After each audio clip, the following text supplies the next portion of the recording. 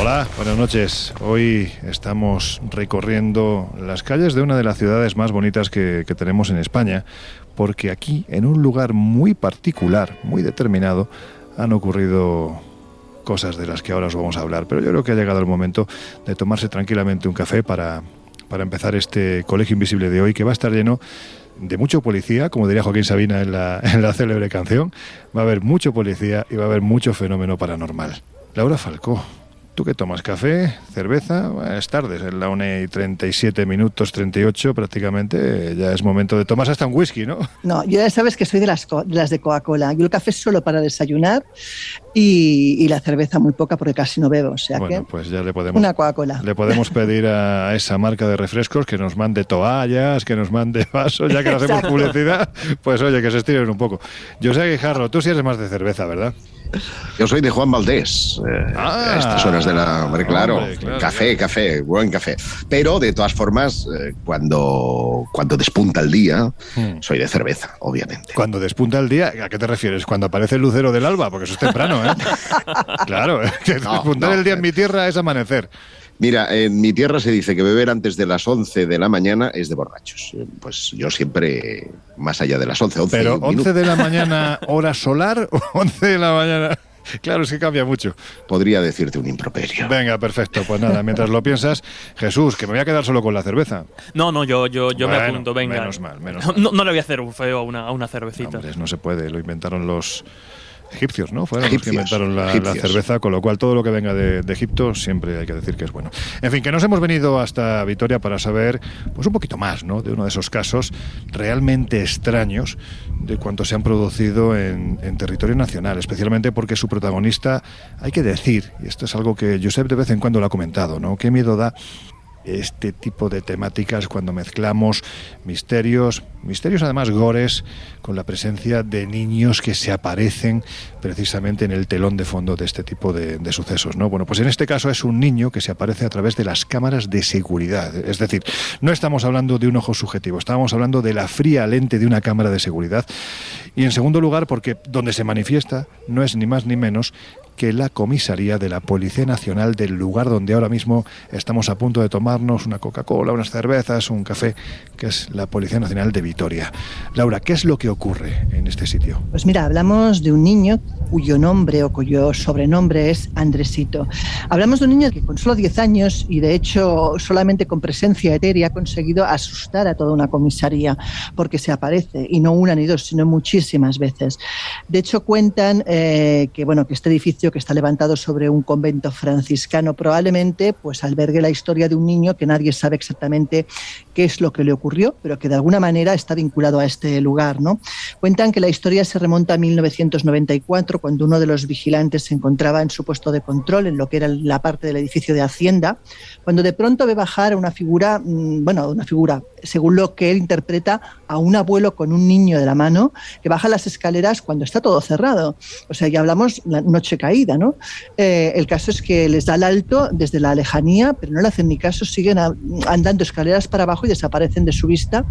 Y él decide, pues en vez de ir a su captura y búsqueda, prefiere cerrarlos en el edificio y irse a la comisaría cercana a denunciar, pues evidentemente que hay personas que han entrado en el edificio, no se sabe cómo. El caso es que cuando llega de vuelta, que el edificio está cerrado, nadie ha podido salir de él, ahí no hay nadie. Y ese es el primer encuentro que consta oficialmente con Andresito, con este niño. Un niño que, como te decía, lleva pues asustado a toda la comisaría desde hace mucho tiempo. De hecho, por ejemplo, el parapsicólogo Prudencio Muguruza ya detectó su presencia y dijo que era un niño que iba a llevar terribles consecuencias al edificio y a los que en él habitan o trabajan en este caso.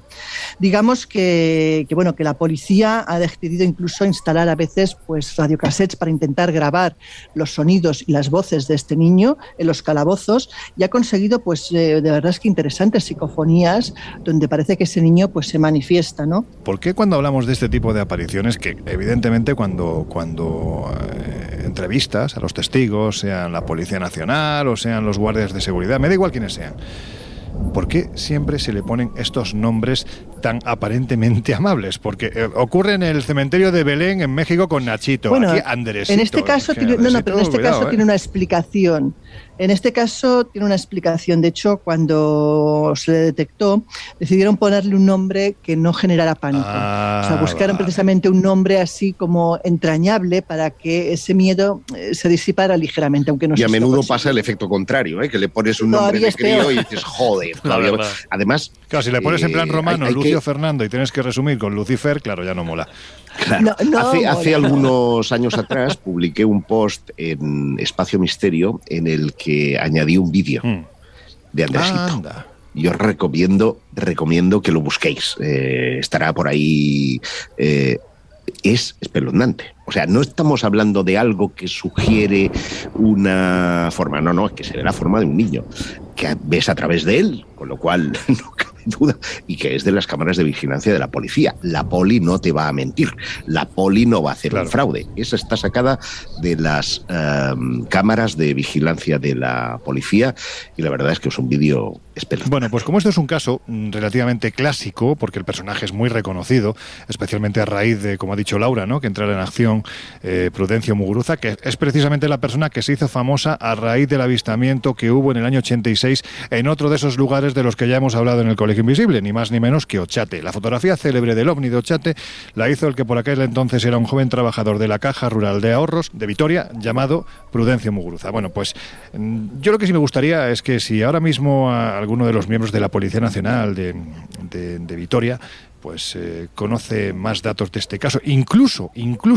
si se ha llegado a la conclusión de que todo era un montaje, de que todo era falso, que no había tal personaje, que las cámaras habían fallado, pues que se ponga en contacto con nosotros y nos lo cuente, porque puede ser muy, muy interesante. Algo parecido ocurrió, si recordáis, en Triana con la empresa de seguridad Starte Custodia, que también en el mercado de Triana captaron la presencia, en este caso, de una niña pequeña que parecía quedarse además muy fija justo encima de donde se encontraban las antiguas ruinas del castillo de San Jorge, que era la antigua casa de la Inquisición. Sí, de hecho, allí estuvimos tú y yo hablando con los de seguridad y con José Manuel García Bautista y fue impresionante escucharles contando pues su verdad, lógicamente. Sí, porque no había ninguna duda. Ellos no tenían dudas de que aquello pasaba, entre otras cosas, porque esas cámaras tenían un detector de movimiento y a altas horas de la madrugada, cuando solo estaban los guardias de seguridad y allí no había nadie, de repente, si la cámara, por poner un ejemplo, tiene un piloto rojo que indica que no hay movimiento y de repente se pone en verde, pero delante de la cámara no hay nadie, es que ahí se ha movido algo, ¿no? Y esto parecía ser que era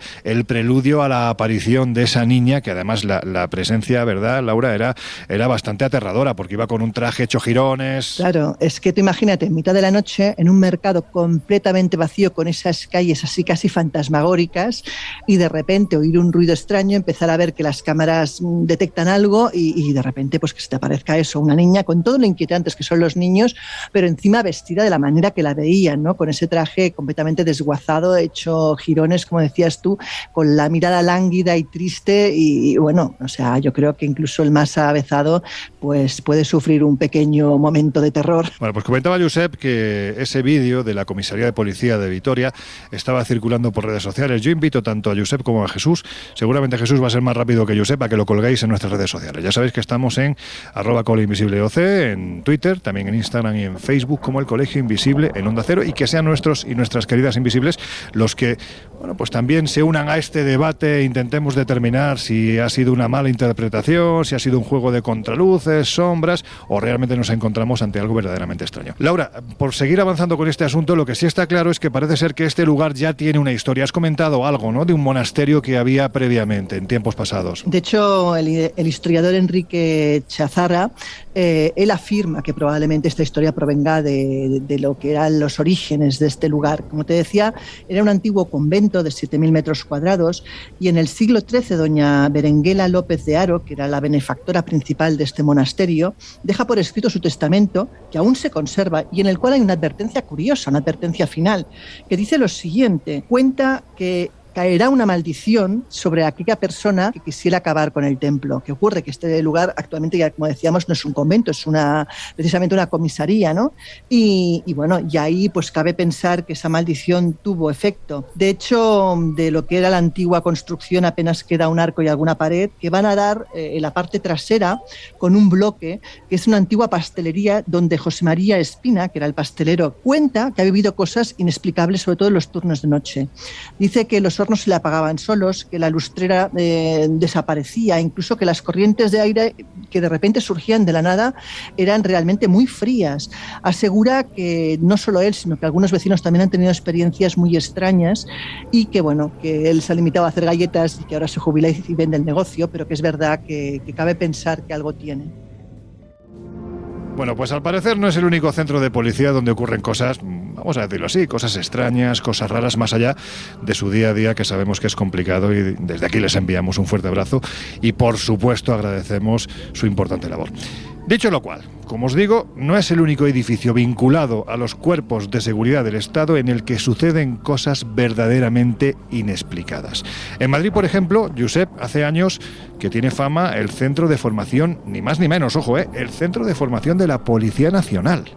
Así es, el CAE y el CAEP, que significa Centro de Actualización y Especialización y Centro de Altos Estudios Policiales, que están situados ambos en la Dirección General de la Policía, donde también están las sedes sindicales policiales en la Plaza de Carabanchel. Y allí, según relatan diversos policías, diversos agentes, cuando entra la noche, esto sería como muy de anuncio, cuando entra la noche y escasea la luz, a partir de aquel momento empiezan a pasar cosas extrañas.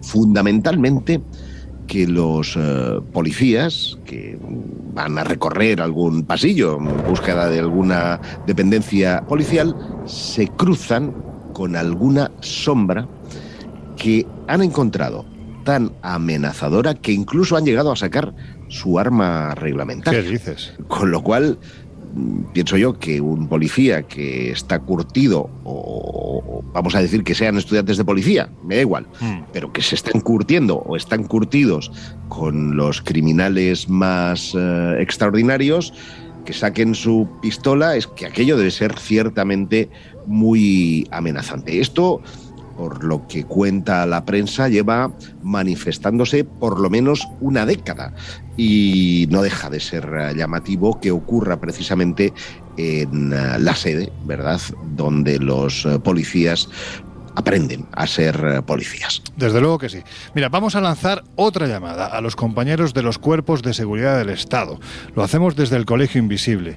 Si en algún momento, y siempre respetando, si así lo quieren, la confidencialidad, si en algún momento han tenido acceso a documentación, han recibido alguna denuncia de gente que asegura estar viviendo este tipo de fenómenos, o ellos mismos los han vivido, nuestro teléfono de WhatsApp para mandar mensajes o dejar también mensajes de audio es el 628 985 161. Estaremos encantadísimos de recibir esas informaciones.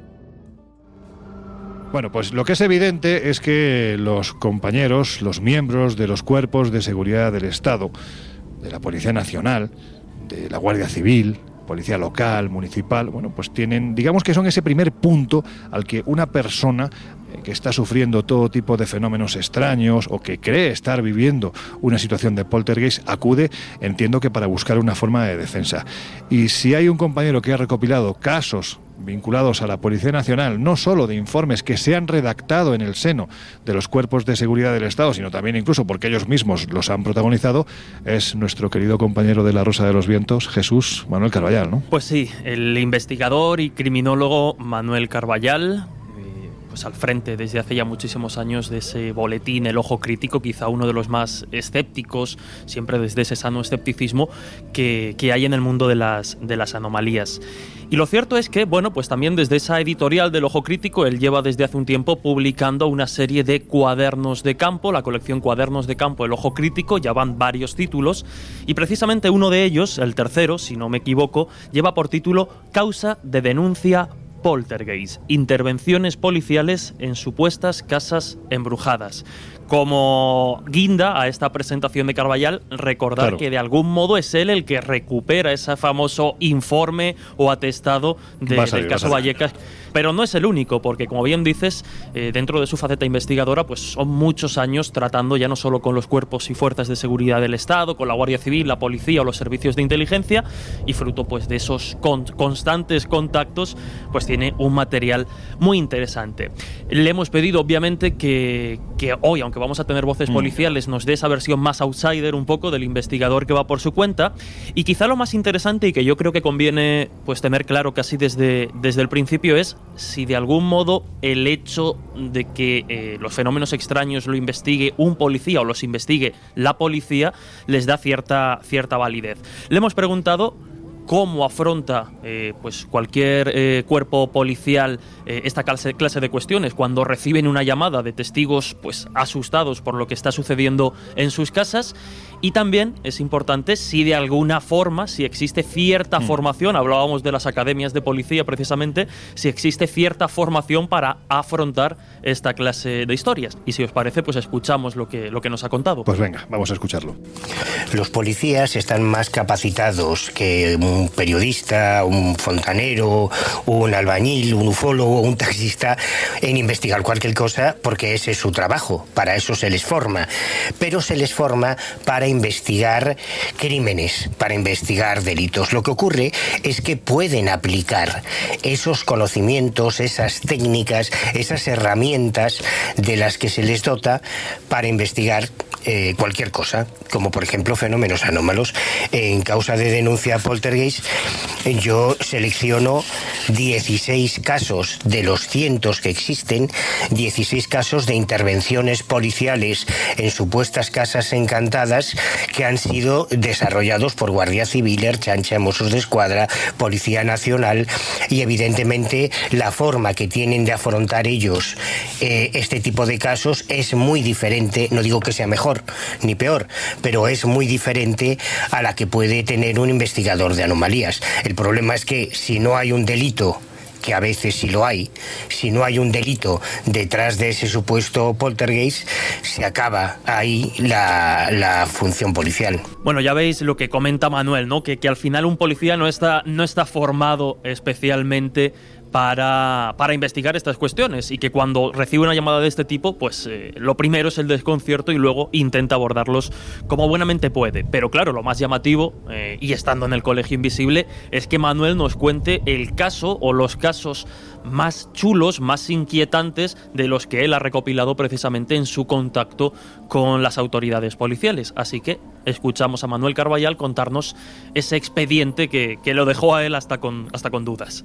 Muy difícil resumir desde el punto de vista histórico. Sin duda Las Caras de Belmez, porque tardé muchos años, fueron años de investigación, hasta poder acceder a los documentos originales de la Guardia Civil sobre las Caras de Belmez, y en poder localizar a todos los guardias civiles que estuvieron implicados en la investigación de Las Caras de Belmez, desde el comandante de puesto hasta el último guardia de Belmez de la Moraleda. Desde el punto de vista mediático, hombre, sin duda el caso Vallecas, porque yo empecé a investigarlo en 1992, cuando se produjo. Soy un poco responsable por haber filtrado el famoso documento policial en lo que se ha convertido, y a nivel mediático sin duda ninguno es tan conocido como el caso Vallecas. Pero ya a nivel paranormal, a nivel de puras anomalías, hay casos muy extraños que yo no he conseguido llegar a explicar, como el caso de San Sebastián de los Reyes, que en este cuaderno de campo por primera vez se publica el documento policial redactado por los agentes que estuvieron en la casa y que certificaron los fenómenos, o el caso del fantasma de la habitación 204 de un hotel de Madrid, que es muy interesante porque en este caso son los informes policiales del grupo de homicidios del Grupo 7 de Homicidios de Madrid, que también se reproducen en este cuaderno de campo por primera vez, los que certifican el testimonio de una persona que aseguraba haber visto un fantasma en esa habitación y cuya descripción del personaje que se materializó en su cuarto coincide, según los informes del Grupo de Homicidios, exactamente con la víctima de un asesinato que se había producido en esa misma habitación solo unos meses antes. Yo entiendo que quien crea en, por ejemplo, en lo que hemos hablado muchas veces, ¿no?, en el espiritismo, tú eres un fascinado de todo lo que tiene que ver con esa historia, Jesús. Bueno, pues claro, son lugares en los que si se mueven determinadas sensaciones, sentimientos, sufrimientos, dolores, pues lógicamente ese vinilo que son las paredes parece que registra todas estas sensaciones y en un momento determinado, pues lo que decimos siempre, ¿no?, la teoría de la impregnación. Pulsas un resorte sin darte cuenta y de golpe y porrazo pues se activan fenómenos como estos. Por eso parece que no es tan raro, ¿no?, que en lugares como pueden ser unos juzgados o unas comisarías pues pasen cosas así, ¿no? Y sobre todo en las más antiguas, donde el sufrimiento es mayor, las detenciones no son tan pulcras como las de ahora. Claro. Debía dar miedito, y en algunos países más. También te has traído un caso, ¿no? Sí, un caso relativamente reciente. Ahora si queréis os doy mi opinión, pero nos tenemos que ir hasta la localidad de Leandro N. Alem, en Misiones, donde allí pues una pareja, mejor dicho, de policías que estaban haciendo la guardia nocturna, estaban solos en la comisaría y así lo reflejaban en ese vídeo que grabaron.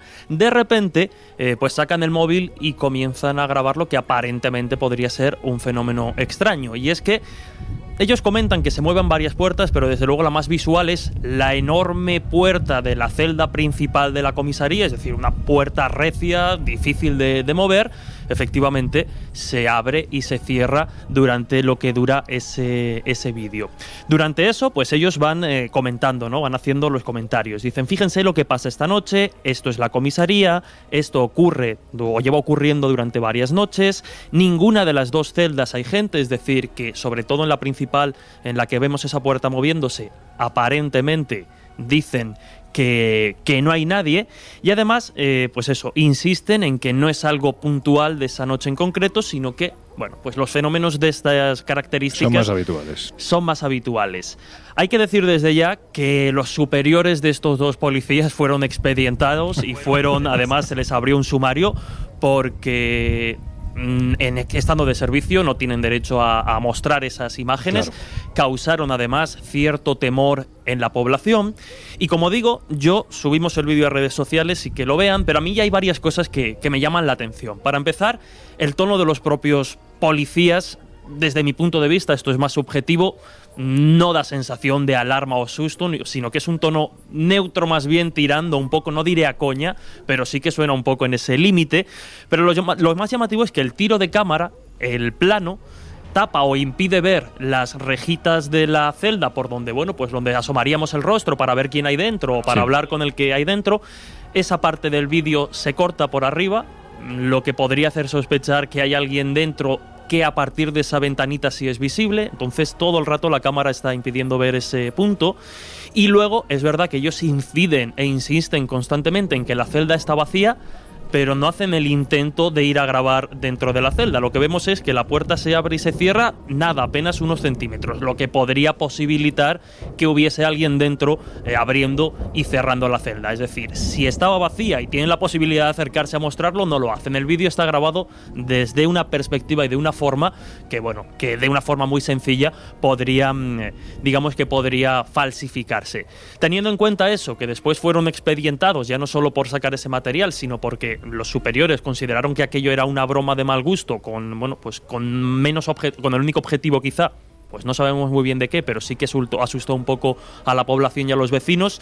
Yo reconozco que en este vídeo en concreto no encuentro evidencias ultra mega sólidas de que algo extraño realmente esté pasando. Todo lo contrario, los indicios y la forma en la que está grabado y narrado, a mí quizá me orientaría más a pensar que puede tratarse pues de una broma. No sabemos muy bien con qué motivo. Bueno, pues este es uno de los últimos casos que se ha producido en la localidad de Leandro, en Misiones, en Argentina. Es evidente que si fue una broma, la broma le salió bastante cara. Sí, pero sí. Vamos a regresar a España, lo vamos a hacer después de estas informaciones que ya tienen preparadas nuestros compañeros precisamente de los servicios informativos de Onda Cero. Ahora volvemos. Bueno, pues ya estamos de vuelta. Si te acabas de incorporar al Colegio Invisible al comienzo de esta segunda hora, ya sabes que estamos hablando de fenómenos extraños de todo tipo que han sido investigados y que incluso en ocasiones han sido testimoniados por la propia Policía Nacional o por los miembros de los cuerpos de seguridad del Estado. A ver, Jesús, antes de dar paso a nuestro siguiente invitado importante, quizás a lo mejor por su rango debería preguntarle directamente a él, pero ¿es cierto que hay momentos en los que los cuerpos de seguridad del Estado han acudido a personas con supuestas capacidades, vamos a decirlo así, paranormales, extrasensoriales, para intentar resolver casos? Bueno, podríamos decir respuesta rápida que oficialmente no, como podéis imaginar, y yo creo que nuestro invitado nos aclarará algunas cuestiones, pero quizás sí extraoficialmente. Y lo cierto es que buscando información al respecto, tanto con cuerpos y fuerzas de seguridad del Estado en España como en otros países, sí que hay muchos casos, la mayoría de ellos, como suele pasar en estas cuestiones, cuando se acude a algún tipo de vidente o psíquico, suelen truncarse o la información es ambigua, pero sí que es cierto que hay algunos en los que, la casualidad, quién sabe, o cierta capacidad parece ayudar a resolver ciertas historias. Como digo, aunque suelen ser los propios videntes, los propios psíquicos los que ofrecen sus servicios, pues sí que parece que, al menos extraoficialmente, se cuenta que los cuerpos de seguridad del Estado pues han acudido a esta clase de perfiles con la intención de encontrar alguna pista que permitiese esclarecer pues algún caso pendiente. Sí que es cierto que hay mucha leyenda urbana al respecto, incluso se habla de que los servicios de inteligencia, el actual CNI, anteriormente CSIC, pues habían formalizado incluso contratos laborales con estos pretendidos psíquicos, pero insisto, la policía... Jolines, perdona, pues para querer pasar desapercibidos, si firmas un contrato... Claro, esas cosas se filtran, ¿no? Efectivamente, pero como digo, si se le pregunta a un policía como periodista intentando obtener algún tipo de información jugosa a ese respecto, lo más seguro es que nos encontremos con la respuesta que en su día el agente de policía López Molero publicó en un reportaje de la revista El Escéptico, donde desmentía que pues las fuerzas y cuerpos de seguridad del Estado hubiesen acudido a sensitivos para resolver casos de secuestro o desapariciones. Él reconocía en ese reportaje que solo en casos excepcionales y generalmente presionados por los familiares de las víctimas, que como podemos imaginar en momentos de desesperación pues tratan de buscar ayuda en cualquier sitio, pues parece ser que bajo esa presión sí que han comprobado informaciones aportadas por supuestos videntes sin que hasta la fecha, y como tal reconocido, insisto, por la policía oficialmente, hayan resultado en la resolución definitiva y clara del caso. De hecho, hay uno de estos casos en los que por presión mediática sí se llegó a darle cierto pábulo a estas cuestiones. Imagino que muchos invisibles lo recordarán. En su día, durante el famoso secuestro del exfutbolista del Barça, Enrique Castro Quini, Qué grande era Quini. En 1981, pues como digo, la presión mediática del caso sí que obligó a la policía a seguir las pistas aportadas por un reconocido vidente. Entre otras cosas porque la ocasión, al ser tan mediática, pues se cumplió un poco esa máxima de que el fin justificaba los medios, ya que estaba en juego la liga, ¿no? y otras cosas. Sin embargo, de nuevo el protagonista pues no ofreció ningún dato que permitiese localizar el paradero del futbolista, que fue finalmente liberado sin reconocer a sus secuestradores. Insisto, podríamos hablar largo y tendido porque aquí nos encontraríamos la figura de Gerard Croiset, que es quizá el más representativo de todos estos detectives psíquicos en lo que respecta... Perdona Jesús, esto estamos viendo que no es una cuestión puramente española, es decir, que a nivel internacional los cuerpos de seguridad del Estado en un momento determinado ponemos ahí, vamos a poner el condicional, podrían haber acudido a este tipo de personas, sinceramente, que a mí tampoco me parece extraño, por un motivo muy sencillo. Cuando tú no tienes ninguna pista de algo que está soliviantando a nivel social a todo el mundo, pues lógicamente llega un momento en que tiras de lo normal y de lo extranormal, vamos a decirlo así. Total. Claro, es que si me lo permites, y este es lo que yo quería aportar, esto sería lo que se llama la ratline o el flechaste en español. Es decir, ¿el qué? ¿Sabéis esas o sea, escucha, lo del ratline no he entendido, pero el flechaste, no sé qué es eso. Es como se llama en español a esas cuerdecitas que ayudan a subir hasta el palo mayor y que cuando se hunde el barco es lo último que queda ahí. El carajo, ¿no? Eso, lo que sube al carajo. Sí, es lo que sirve de vía de escape, ¿no? Vale. Y ha sido utilizado como vía de escape. Cuando un inspector no tiene ninguna línea de investigación activa, pues entonces le vale 8 que 80. Y cualquier vidente, no voy a decir de 3 al cuarto, claro, que se acerque y haya dado una pista acerca de algo que no ha sido difundido en los medios de comunicación, pues puede servir para tirar del hilo. Es conocido un caso que es el del padre Pilón, que ayudó en este caso en el secuestro por parte de ETA de un industrial vasco, y ciertamente dio con el lugar. Lo que pasa es que ya no estaba allí el secuestrado. Pero hay otra derivada que me parece igualmente interesante y que sí es todavía hoy utilizada de una forma formal por los servicios de inteligencia. Y es que, como este es un asunto que afecta directamente a la fe, sí, y hay gente que cree en el futuro, cree en los extraterrestres, cree, yo qué sé, en cualquier cosa, pues se puede aprovechar esto como una debilidad para obtener información. Y hemos tenido muchos videntes que sí han actuado para los servicios secretos para extraer información. Si Jesús, que no es el caso, creyera mucho en el tarot y yo le estoy haciendo una tirada, y le estuviera depende del vidente, te hace una tarada o te hace una tirada. Bueno, si se lo tiro yo es una tarada, seguro. Pero le estaría sonsacando información que podría encerrar cosas clave para la investigación o para los datos que el servicio secreto en concreto me ha utilizado. Y esto, por ejemplo, Hugo Chávez o Castro, que eran practicantes de la santería, utilizaron en su día con otros jefes de Estado a los que el tema de la santería les podía seducir, sí, y les metían pues en un candomblé o les metían en un ritual de santería, y luego la santera en concreto pues podía acercarse hasta ellos y sustraer información vital para los intereses de ese país. Creo que Laura quería comentar algo, ¿no? No, os cuento, yo sí que conozco un caso real y además verificado. En este caso hablamos de un astrólogo, de Ismael Gil. Él durante mucho tiempo estuvo colaborando con la policía haciendo perfiles de asesino en serie. Joder. Porque los perfiles astrológicos de los asesinos en serie les ayudaban a la policía a poder determinar el modus operandi, y además, por lo que cuentan, era bastante exacto y bastante riguroso la manera de determinar posibles acciones futuras de un asesino que estaban buscando, viendo lo que era un perfil astrológico. Pues mira, sería una magnífica oportunidad en un futuro. Ya ha estado con nosotros Ismael Gil en alguna ocasión, pero sería interesante que estuviera en el Colegio Invisible. Pues oye, no es habitual encontrarte con un perfil precisamente de estas características, y seguro que tiene muchas cosas que contar. Como Jesús, que creo que te habíamos dejado ahí en mitad de tu es que yo creo que fíjate, ¿no? Que con una premisa tan interesante como la utilización de esta clase de servicios, vamos a llamarlo así, se ha abierto un melón que yo creo que daría, y podemos lanzar la botella al agua de nuestros invisibles, daría para un programa desarrollado, porque hay cantidad de casos, insistí antes, con aciertos, con menos, pero Josep además ha abierto otro melón interesante, que es precisamente el de cómo efectivamente los cuerpos de seguridad del Estado, la policía, los servicios secretos y estas cosas, pues acaban utilizando en beneficio propio la creencia pues de determinados perfiles, ¿no? Él citaba a Chávez, citaba a Castro, hace no mucho, precisamente en espaciomisterio.com, firmaba la noticia Josep, se hablaba de cómo un general durante, bueno, pues ya periodo de Guerra Fría era, creo que era un poquito posterior a la Segunda Guerra Mundial, habían aprovechado las creencias de un grupo concreto, los Hughes en este caso, para hacerles pensar que en la zona había vampiros y condicionar así determinados movimientos estratégicos. Pero que las creencias se utilizan en beneficio de la investigación. Digo por lo de los vampiros, sí.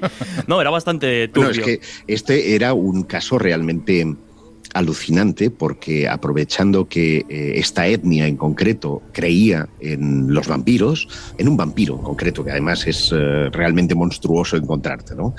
Lo que hacían era coger víctimas, sembrar las carreteras de víctimas con mordiscos de ese animal, le quitaban toda la sangre, porque eso es lo que ellos creían que, y claro, era como, cuidado, que esto es real y todas las chicas las recogían a casa al atardecer.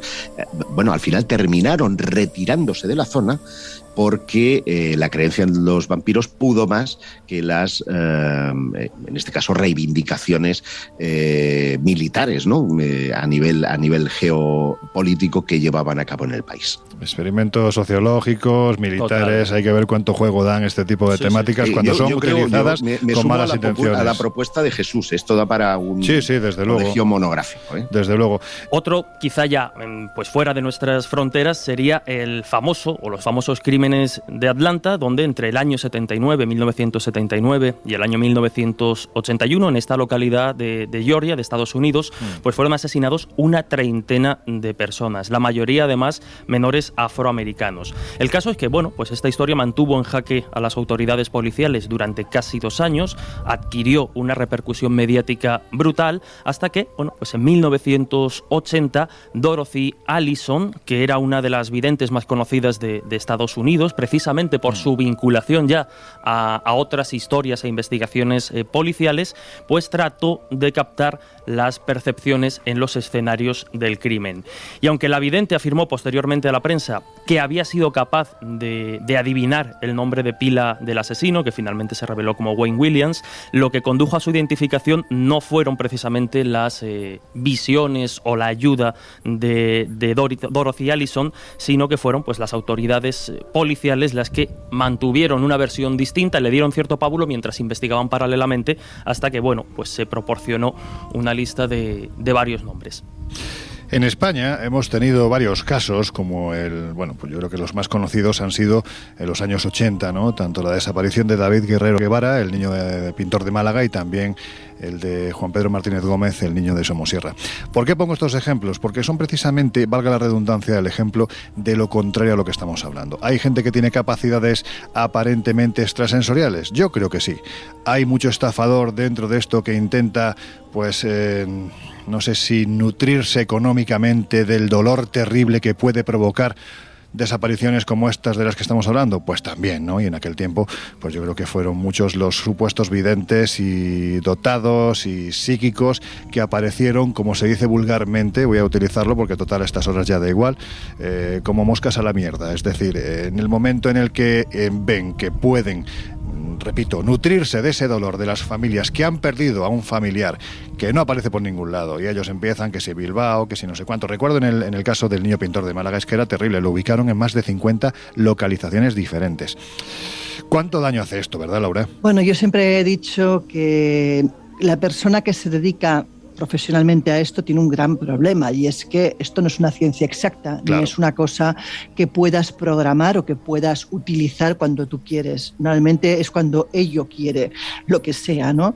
Entonces, claro, cuando tú te dedicas profesionalmente a esto, estar enchufado 24 horas es muy difícil. Claro. Y normalmente, además, la gente que se vincula a este tipo de búsquedas, a este tipo de cosas, como bien dices, lo que busca es notoriedad.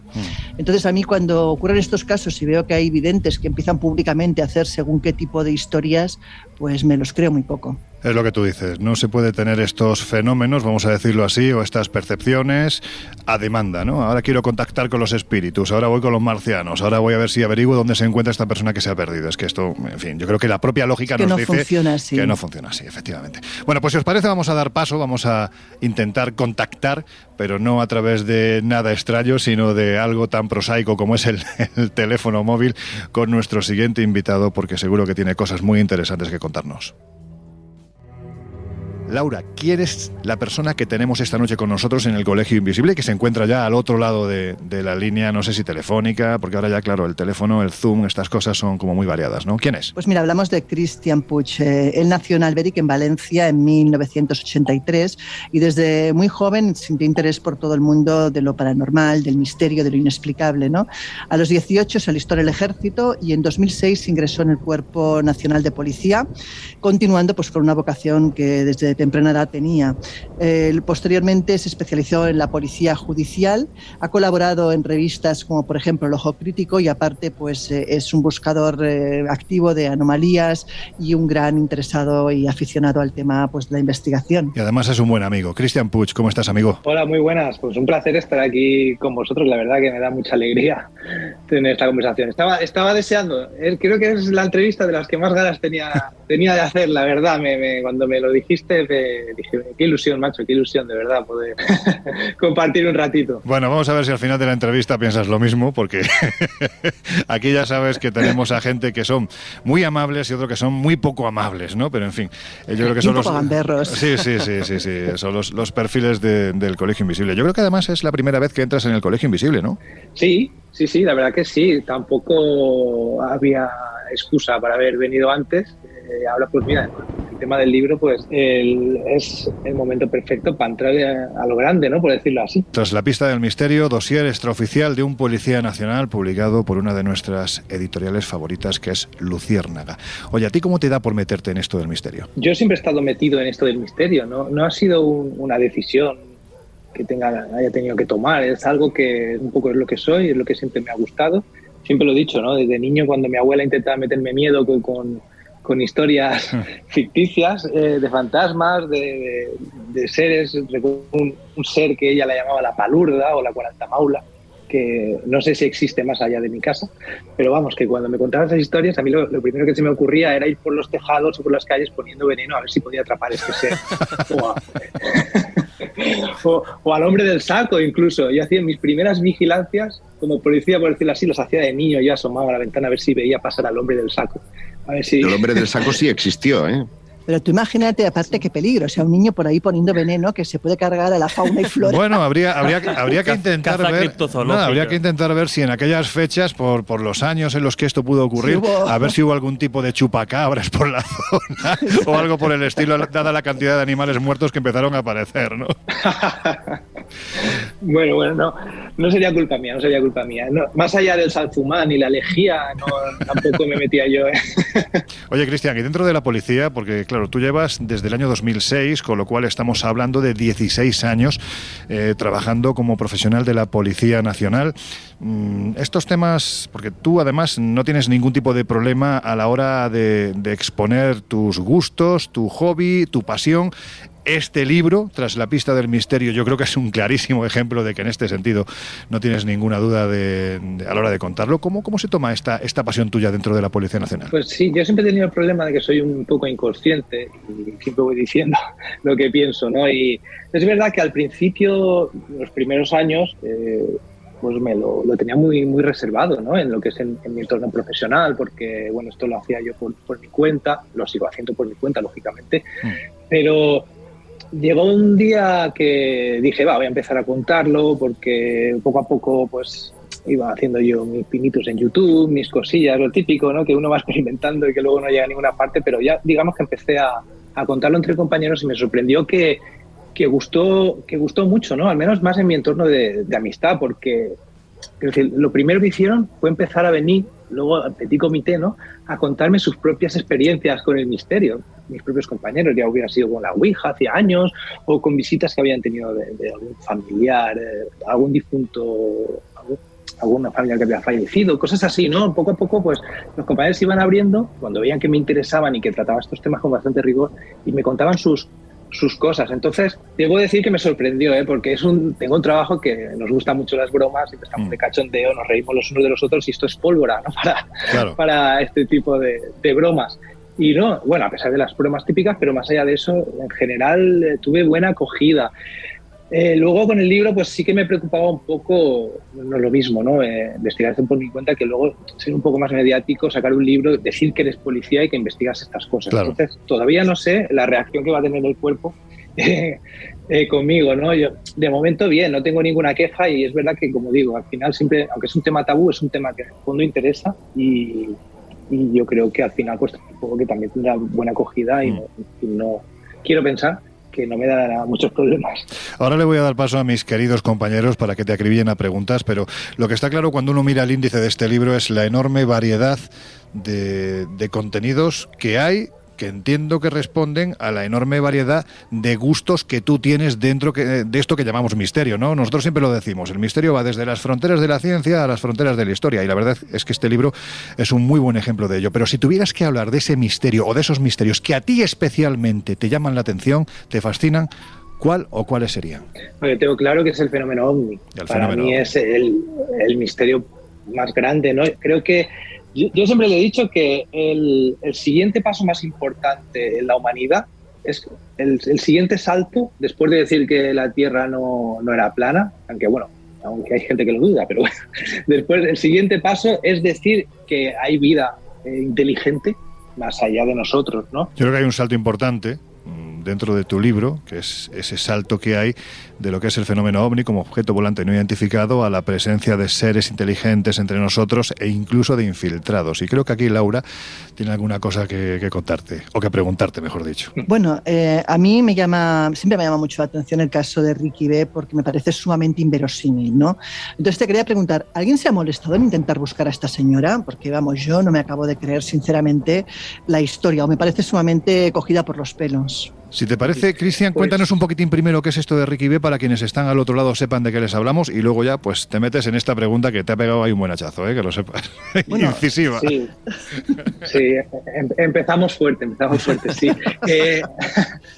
A ver, tengo que decir, Ricky B es un caso que sacó a la luz JJ Benítez, fue el primero en sacarlo a la luz, aunque ya se conocía un poco en el entorno del misterio, pero digamos que trata de una mujer, una norteamericana, que vino a España en los años 80, entre el 81 y el 82, tuvo una relación con Francisco Naval, un ingeniero sevillano que veraneaba en Zara de los Atunes, ¿no? Él tenía una casa allí, bajaba los fines de semana y tenía una pequeña relación con ella, ¿no?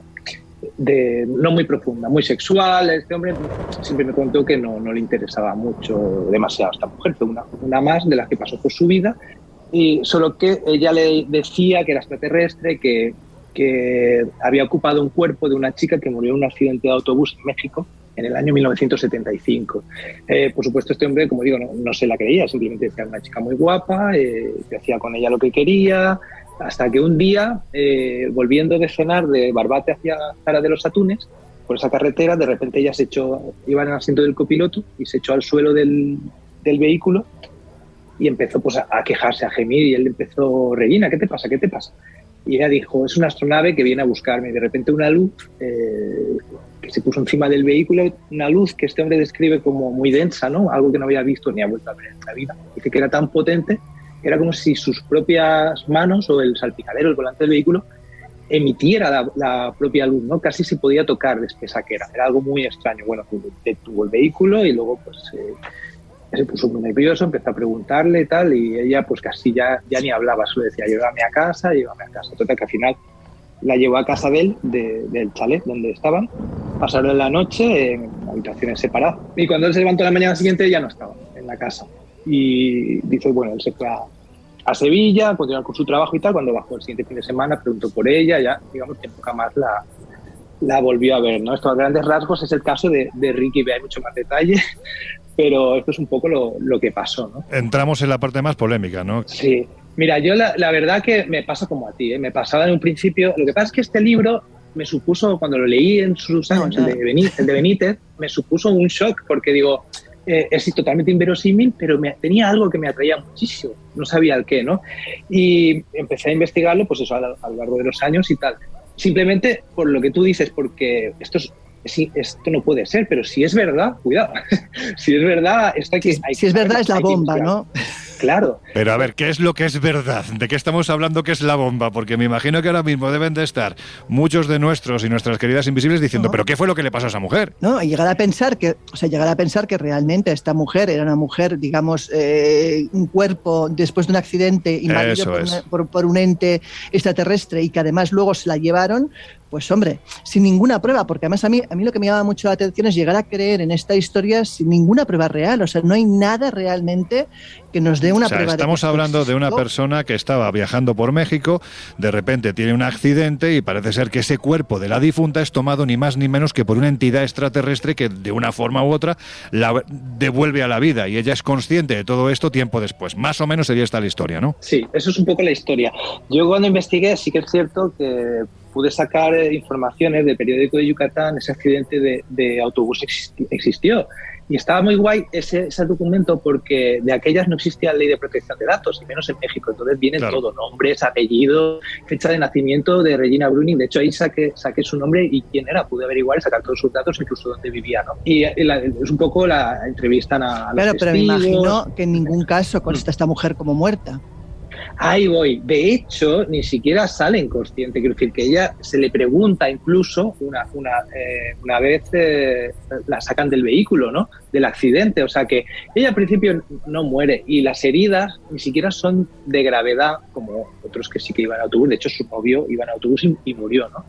El tema es que esta historia, en principio, como tú dices, es muy inverosímil, pero es verdad que es una persona muy extraña. Yo, por lo que he investigado, no aparece vinculada, que es raro, con nadie, no ha tenido hijos, no se ha casado, solo figura en domicilio de toda su vida, no está relacionada con sus padres.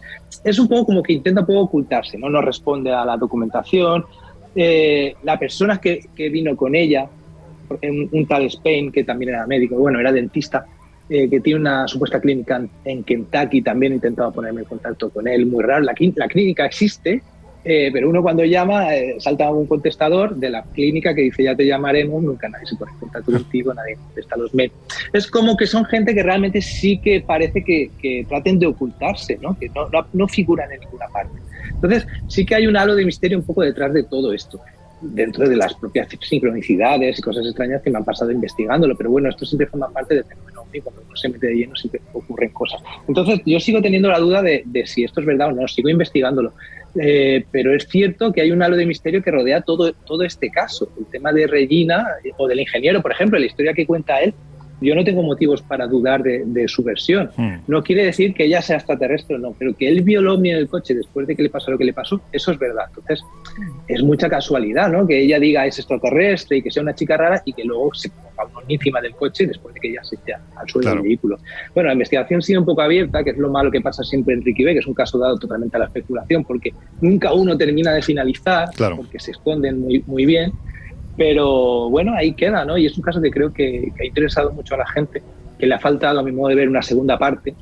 Y quería pues sacar algo de información, algunos datos que no se sabían, como por ejemplo sus datos, o los datos del ingeniero, o documentación que existe, ¿no? sobre estas personas, que creo que a la gente le puede interesar. Reincido ya un poco sobre este asunto, pero también por llevarlo por la experiencia personal, porque bueno, yo soy muy consciente que Cristian ha seguido el caso de Ricky B hasta prácticamente sus últimas consecuencias. Él además ya ha dejado caer que cuando uno, y quien más, quien menos, los que estamos un poco en estos temas lo sabemos, cuando uno se mete en una historia como es la de Ricky B, durante tantos años, con el afán de descubrir y sacar novedades como ha hecho Cristian, pues llega un poco a obsesionarse, a sentirse parte precisamente pues de esa lista de sincronicidades. Y por desgracia, Cristian, porque yo sé que para ti fue un palo tremendo, y es una metáfora perfecta, tú te quedaste a las puertas prácticamente, no sé si de localizarla, pero casi de hablar con esta supuesta infiltrada por culpa precisamente de todo el tema COVID, que te fastidió, digamos, ese último paso de la investigación. Bueno, me fastidió. Si se lo preguntas a mi mujer, lo que le fastidió fue la boda y el viaje de novio. Hombre, importante es, ¿eh? ¿Y al final te casaste o no te casaste? Sí, pero más tarde. Más tarde, ¿no? Sí. Si me preguntas a mí, te diré, me fastidió no localizar a Ricky B, ¿no? Entonces, claro, son puntos de vista diferentes. Pero sí, fue algo, estas sincronicidades de las que hablamos, o cosas pero ¿cómo es posible, no? Que al final se meten tanto en lo personal. Y es que estaba, como tú dices, un poco tan obsesionado con ya dar con esta mujer, que ya cuando di con su domicilio y con datos de dónde vivía, pues empecé a obsesionarme con viajar, y mi mujer dijo, mira, ¿por qué no aprovechamos el viaje de novios? Fíjate si es buena, y hacemos un viaje por la costa oeste y empezamos por San Francisco, que es donde vive Regina Bruning, ¿no? Estamos allí 3-4 días viendo San Francisco y tú investigas tus cosillas. Y yo, digo ya está. Regalo de bodas. Digo, vaya un regalazo. Total, que al final digo, claro, era imposible que yo no llegara y me presentara allí. Digo, una mala, le hago una espera, una vigilancia, cuando salga de casa la aborto, lo que haga falta, ¿no? Digo, que acabe detenido, yo, digo, me da igual, pero esta mujer no se me escapa. Digo, se tiene que parar el mundo para que yo no localice a esta mujer? Imagínate, suspender una boda, un viaje de novio. ¿Qué tiene que pasar para que yo no hablara con ella, ¿no? Pues pasó el coronavirus. Pasó que 12 días antes de viajar a Estados Unidos, me levanté por la mañana antes de entrar a trabajar, estaba tomando el café y veo las noticias y veo a Donald Trump diciendo que se cerraban las fronteras a Estados Unidos por el tema del coronavirus. 5 minutos después me llamó el cura: oye, mira, que hay que suspender, que no se pueden hacer eventos, y 5 minutos después me llamaron del banquete: oye, mira, que no se, las casualidades, ¿no, Cristian? Todo esto no es casualidad. Parecen señales, ¿no? De todas maneras, mi pregunta sigue siendo la misma. Si esta señora está aquí, nadie la ha abducido, no se la ha llevado nadie, o sea... Sí, no, pero es interesante esta cuestión, porque yo en el libro trato todo el rato de separar lo que es el grano de la paja y un poco desmitificar tanto el tema ovni, porque el tema ovni, el problema que tiene es que se ha creado un mito alrededor del propio tema ovni. Y pasa con Ricky Bay y pasa con todo, ¿no? Ricky Bay yo la considero una especie de daimon, de ese típico ser que no está entre el cielo ni la tierra, que ni es humano ni es un ser, es como un guía, ¿no? El típico caso como que lo dejan ahí para que lo investigues y nunca termines de resolverlo, como para tener algo en que creer hoy en día, ¿no? Es un mito moderno, el mito de Ricky Bay, al fin y al cabo. Y yo creo que si todo esto está orquestado, digamos, de arriba, dentro de lo que es el fenómeno ovni, en el hipotético caso de que esto sea verdad y sean realmente seres más avanzados, seguramente es una especie de teatrillo para que 4 locos hablen de esto y un poco sigamos con el mito y con la creencia de estas cosas. Yo no me creo que si existen seres más avanzados, es decir, sucede así, como un cuento infantil, que es casi la historia de Ricky Bay, ¿no? Entonces, esa es una de mis hipótesis, que es una especie de enviada, por decirlo así, para que 4 locos vayamos detrás y esto se siga un poco hablando de este tema, de este ser que nunca uno termina de alcanzar, ¿no? Pero bueno, esta es una más, ¿no? Una de mis hipótesis. Lo que sí quisiera encallarme. Sí, es lo que te iba a decir, Josep. Yo, por avanzar, porque en la radio los tiempos están medidos, así que vamos a seguir avanzando. Lo que es evidente es que el libro está bien empapado, ¿no? Tocas muchos temas, pero es evidente que el tema ovni es de lo que más te fascina. Y yo sé que a Josep, uno de los capítulos que más le ha gustado ha sido el dossier Visitantes, que es concretamente el capítulo 4. Bueno, en realidad, todo el libro creo que es altamente recomendable, seas o no apasionado por el tema de los ovnis. Pero es evidente que yo soy, digamos... iba a decir hijo, nieto, más bien, de Antonio Rivera, que fue uno de los precursores del mundo de las abducciones. Yo aquí iba a decir soy un abducido. Es que nada, es por la barbita, por la barbita. Sí. Y hay varios casos que a mí me llaman la atención y que además uno tiene ciertos efectos colaterales con Ricky Bay, ya que estamos con ello, que es el caso de los billares, que tanto te apasiona a ti también, Loren. Pero yo quisiera pararme en otro caso que tuvo lugar en diciembre de 1977 en Peñalver y que es una de las abducciones posiblemente clásicas, pero más inexploradas y que Cristian recoge ahí para que todos profundicemos en ello. Me gustaría un poco que contaras qué es lo que sucedió esa abducción en Peñalver y a partir de ahí cuáles han sido tus investigaciones.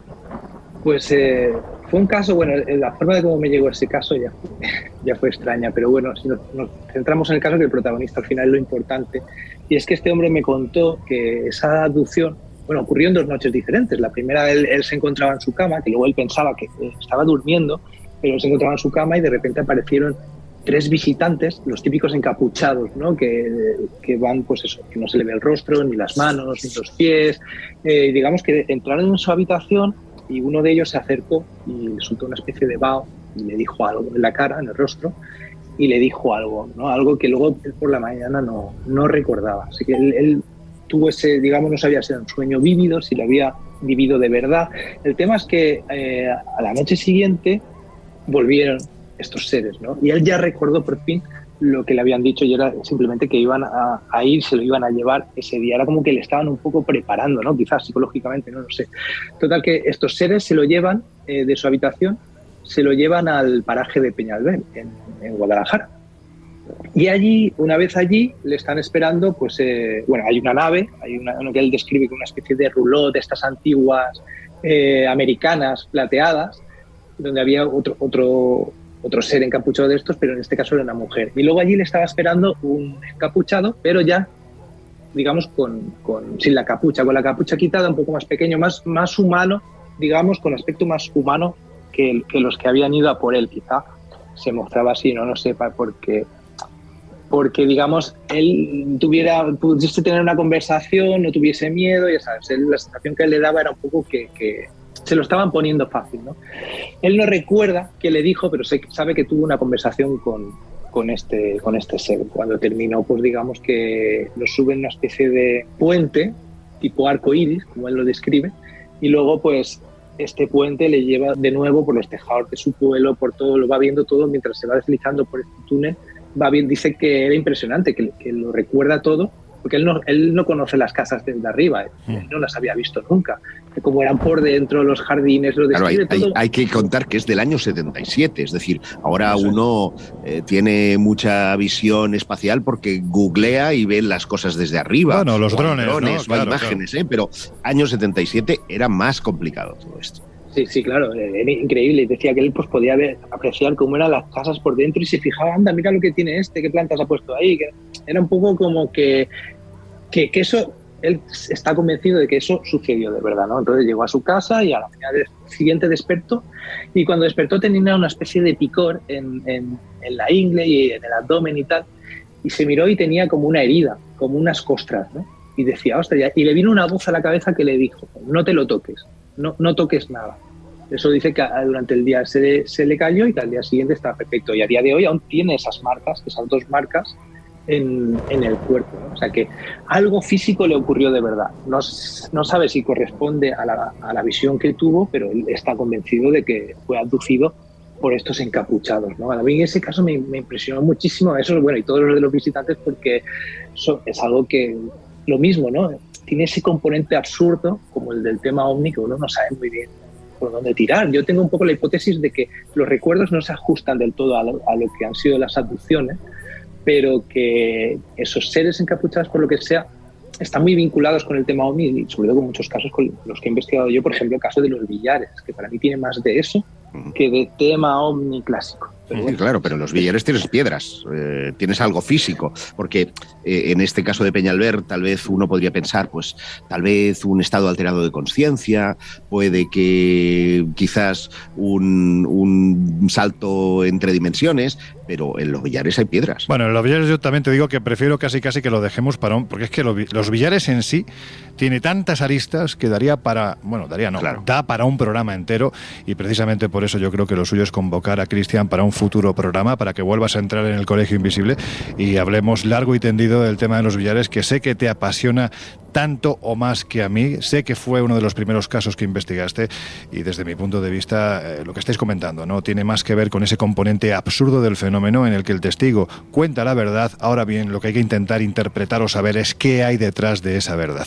Pero en fin, Cristian, llegamos al final de esta conversación. Ya sabéis que podéis encontrar el libro ya en las librerías. Cristian Puig, Tras la pista del misterio, dossier extraoficial de un policía nacional. Tiene muchísimo contenido investigado in situ, como hay que hacer, porque Cristian, aparte de policía nacional, tiene alma de reportero.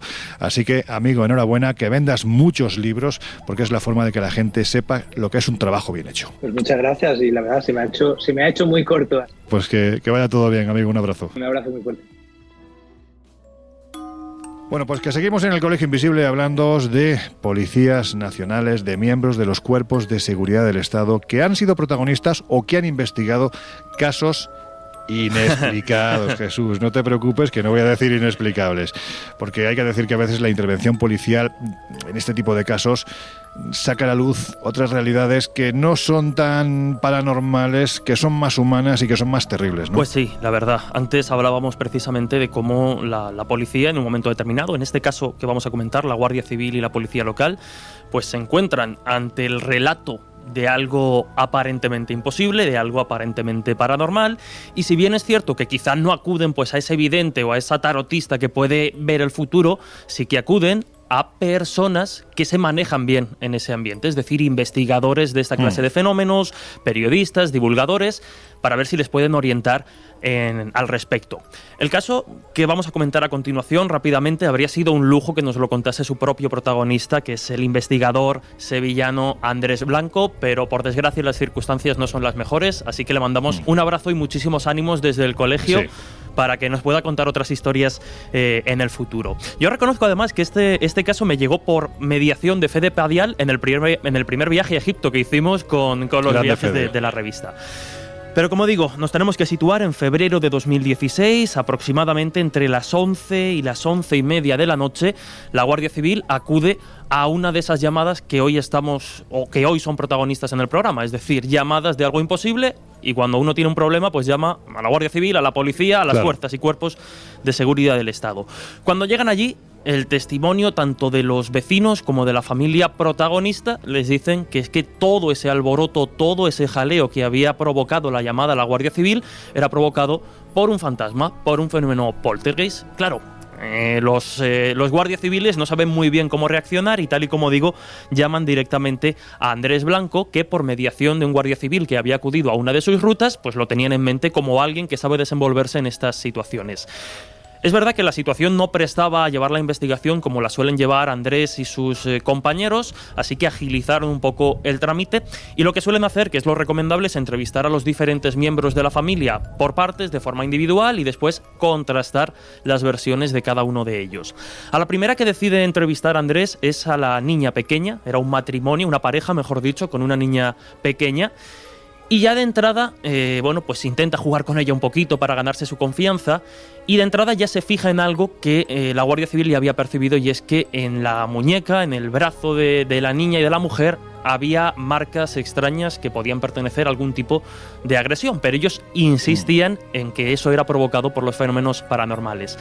Andrés sigue hablando con la niña hasta que la niña ya dice algo que rompe todos los esquemas y que da cierta pista, porque habla de que su papá y su mamá están constantemente discutiendo, están constantemente a gritos. Y de hecho, uno de los fenómenos que supuestamente se habían manifestado esa noche es que la vajilla, parte de la vajilla, había salido despedida, como en tantos casos poltergeist que conocemos. La Guardia Civil y Andrés Blanco principalmente se fijaron en algo curioso, y es que de esa vajilla solo habían salido volando y se habían destrozado las piezas más caras, las piezas pues que tenían un poquito de oro y estas cosas, y que las más vulgares se habían mantenido. Además, esa fina capa de polvo que muchas veces cubre pues estas cosas que tenemos ahí apiladas y demás, se dio cuenta de que sobre los platos que habían salido despedidos había un arrastrar de dedos, como las marcas de una mano aparentemente invisible. Pero continúa con la entrevista, la niña ya le da el componente clave, sale fuera de la casa, lo comenta con sus compañeros, lo comenta la Guardia Civil, hablan con la madre y a la madre directamente le ponen la grabación de la niña reconociendo pues que había muchas discusiones. La madre obviamente se viene abajo, confiesa y habla que efectivamente su pareja muchas veces tenían discusiones muy bestias y acababa golpeándolas, acababa tirando cosas por los suelos, es decir, maltrato en toda regla. Y cuando ya finalmente el padre de la niña es detenido, llevado a comisaría, además le piden que lo hagan de forma discreta, pues para que la niña no tenga que pasar por ese trance de ver a su padre esposado, le ponen de nuevo las grabaciones que Andrés había obtenido y obviamente confiesa. Hay un detalle más que también suele estar en estos casos de poltergeist, y es que había olor a azufre en el ambiente. Era uno de los testimonios que contaban Andrés Blanco estas personas, ¿no? Y es que, claro, la niña también acabó confesando que su padre muchas veces hablaba de quemar la casa y encendía cerillas para hacerlo. Ahí la explicación también de ese olor a azufre. Por resumir mucho, ¿no? Cabe señalar que detrás se ha utilizado como excusa en muchos casos, incluso en el siglo XX a comienzos, las casas de duendes para rebajar el precio de los pisos y demás.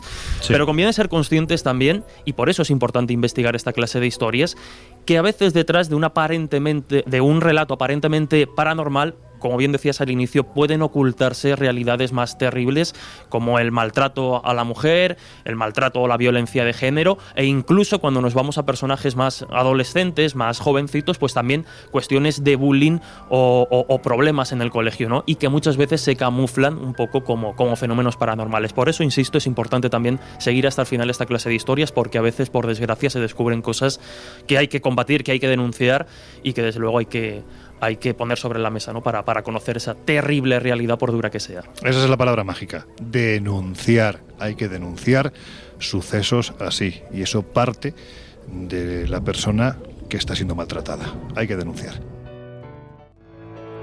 Bueno, es que ha sido un caso que me ha dejado tan... Sí, es duro, ¿no? Flaseado que en fin... Oye, Josep, antes de ir a nuestras conclusiones, porque ya estamos afrontando los minutos finales del Colegio Invisible, te das cuenta que esto de una forma velada es decirte, no te enrolles mucho porque queda poco tiempo. Pero hay un caso que tú investigaste en el que los protagonistas son unos octogenarios que yo creo que merece la pena que recordemos. Y que la sensación es muy parecida a la del caso Vallecas, porque cuando llegas al número 3 de la calle Francesc Bastos, en Reus, en Tarragona, subes al 6º piso, te abren la puerta dos ancianos, Ramón y Mercè, y lo que ves es que todos los armarios están atados con servilletas de trapo. Y la razón es porque si quitan esas servilletas, las puertas empiezan a abrirse y a cerrarse sin explicación alguna. Donde no vas a ver ningún cenicero, ningún objeto pequeño en ninguna de las mesillas, porque también los tienen todos ocultos porque si no vuelan. Claro, uno muestra su escepticismo y lo que te dice, no, espérese aquí a la noche y va a ver cómo ocurre. Ciertamente yo no fui testigo, pero sí lo fue la policía municipal y por eso saco a colación este incidente, porque después, como ocurre muchas veces y en el caso Vallecas también, de estar recibiendo a videntes, a parapsicólogos, a toda clase de... voy a decirlo así entre comillas, vividores que pretendían hacerles una limpieza de casa y de paso de cartera para evitar que los fenómenos paranormales pues se les comieran, viendo que ya no había ninguna posibilidad, ¿qué se les ocurre? Llamar a la policía municipal para que levanten acta de aquello que está sucediendo allí. Y es la propia policía municipal quien certifica que efectivamente las puertas, esto es a las 6:30 de la madrugada, cuando ya no podían más, las puertas se abren y se cierran, los propios policías escuchan gemidos en las habitaciones en las que no había nadie y certifican que un cenicero sale volando y se estrella contra la pared. Un caso realmente impresionante. Bueno, pues ahora sí afrontamos ya los minutos finales del Colegio Invisible de hoy y llega el momento de las conclusiones. Claro, aquí la pregunta, no sé si es la más correcta, la menos correcta, pero es la que se me ocurre en estos instantes. Y es que realmente tenemos que pensar que los casos son válidos porque los investigan los cuerpos de seguridad del Estado. Es que en este caso quizás estaríamos haciendo un distingo bastante importante con respecto a lo que serían testigos de primer nivel, de segundo, tercer nivel. No sé qué pensáis vosotros. No, lo que ocurre, vamos a ver, incluso los más creyentes, como es mi caso, nos gusta saber que existe una implicación ciertamente y 100% fuera del circuito del misterio, como puede ser la de la Policía Nacional, la de la Guardia Civil, que aporta su sano juicio, en la que no hay sesgo de ningún tipo en estas materias, para que, de alguna manera, eleve esto a carácter de notaría.